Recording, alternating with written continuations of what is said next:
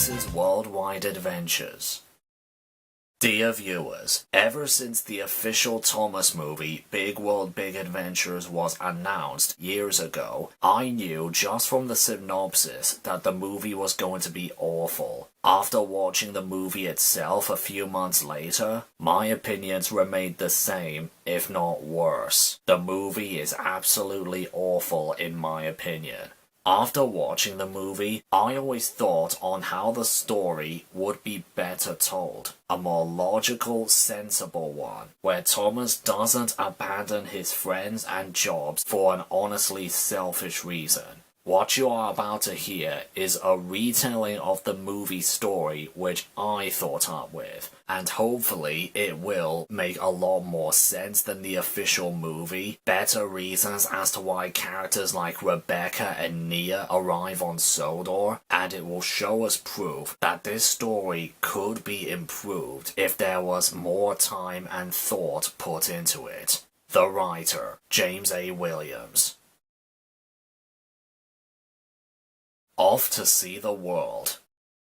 Ever since Thomas the Tank Engine first came to work on the Fat Controller's railway, he has met all sorts of engines, all of which with different shapes, different sizes, different colors, and some have even come from other countries. He has seen engines from Wales, Scotland, Ireland, France, America, Germany, Cuba, even India and Japan. And who could forget all the engines that competed in the Great Railway Show? After working with engines like Victor and Hero, it makes Thomas wonder sometimes what their old railways must be like, if they were any different to life on Sodor.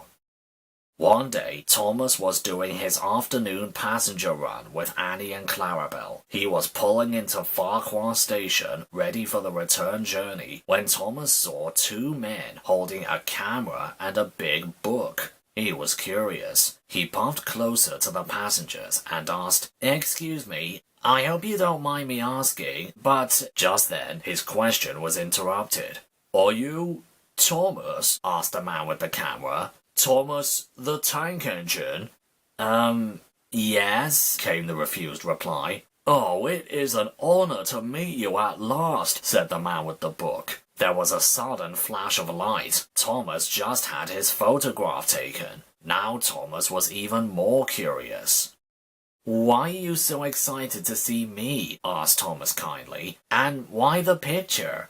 "Oh, wait," gasped the man with the book. "We haven't even introduced ourselves, haven't we? My name is Andy, and this is Ian." Ian gave a small wave. "We're a pair of researchers," continued Andy. "Researchers who make educational books for libraries." "That's right," put in Ian. "We've already made books about the human body, Tudor history, prehistoric animals, and now we're making a book about famous railways from around the world."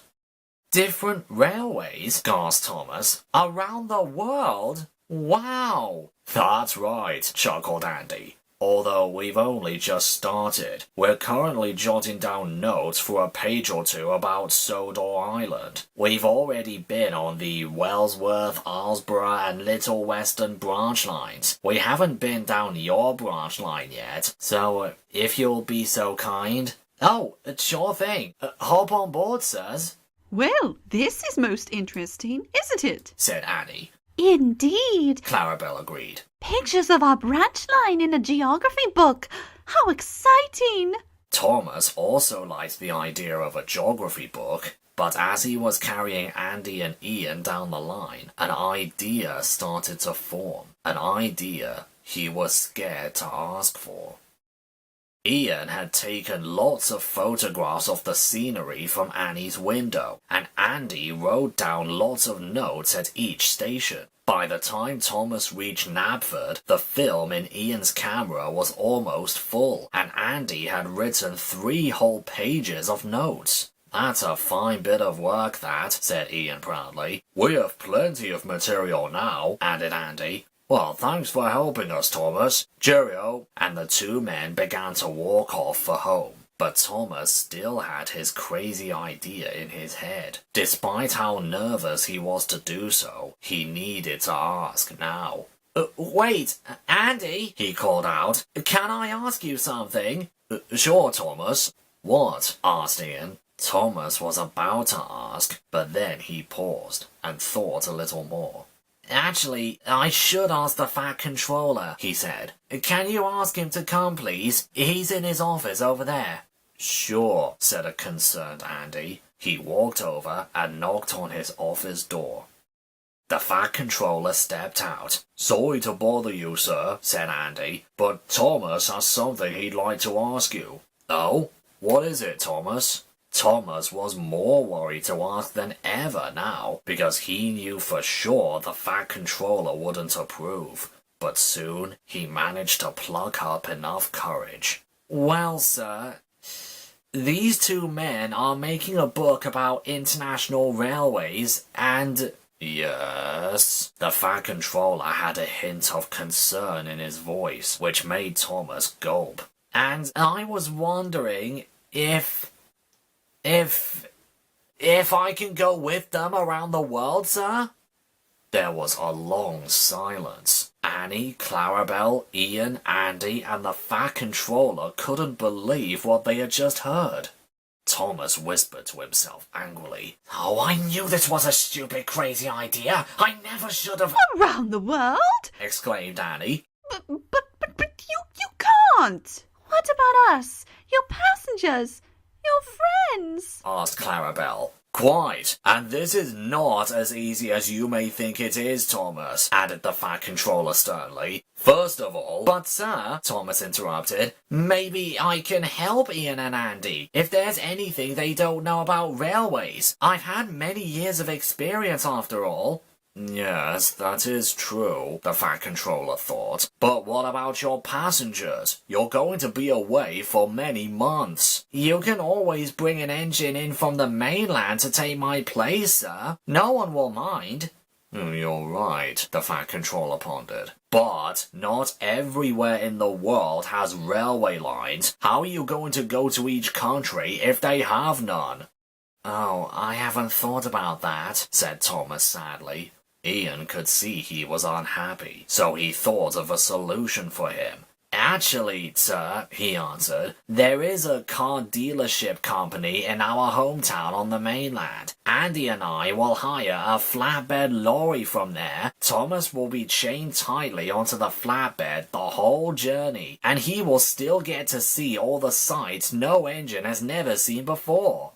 Oh, I guess that could work, the Fat Controller thought. Another engine will look after Annie and Clarabel, Thomas will be safe and secure with you and your lorry, and he can help you with your book whenever possible.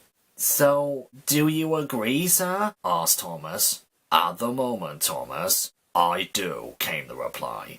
Now then, if you can excuse me, I've got a lot of arrangements and preparations to make. He walked back into his office and telephoned the shipping company. Well, thank you for what you're doing for us, Thomas, said Andy. That's a very kind thing to do. Oh, no problem, sir.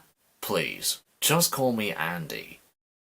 A few weeks later, the day finally came. The Fat Controller had arranged everything, from the substitute engine to the mainland ship for the journey ahead. Thomas, Andy and Ian were at Vickerstown Station, waiting for the new engine to arrive, and all the engines had come to see him off. We're really going to miss you, Thomas, sobbed Annie and Clarabel together. The railway isn't going to be the same without you, said Percy, on the verge of tears. Oh, don't cry, Percy, soothed Thomas. I will come back again someday. Besides, I'll be sure to write to you and the others every week, won't we? He asked Ian and Andy. They both agreed. Then they all heard an unfamiliar whistle. And the new engine backed into the station, excited to see Thomas. She was a big tender engine with a long curved boiler and bright yellow paint. Hello there, Thomas introduced. You must be the new engine who is... Hiya! The engine interrupted cheerfully. Yes, I am. My name's Rebecca. Ooh, I can't wait to work on your branch line. We engines on the mainland have heard so many stories about you, Thomas. Wow, really? Yeah, this big blue engine, I think he's called Gordon or something, told one engine, and that engine told another, and then that engine told another engine, and that engine told another engine, and, well, here we are. She chuckled cheerfully. My word, Clarabel, this engine is very lively Said Annie. and very keen to make a good first impression. Clarabel agreed. I'm sure she'll do just fine with us. I sure hope so. Just before it was time for Thomas to leave, the Fat Controller gave him his last words for a while. Good luck out there, Thomas. Stay close to Ian and Andy. Stay safe. But most importantly, he paused with a serious expression that turned into a warm smile. Have the time of your life, Thomas chuckled. Soon, the station's clock struck the hour, Ian and Andy climbed into Thomas's coach, and Thomas whistled goodbye. As he slowly puffed away, all the other engines whistled and cheered for him. Thomas felt very nervous, but also very excited as he rumbled over the Vickerstown Bridge and onto the mainland. His big worldwide adventure had begun.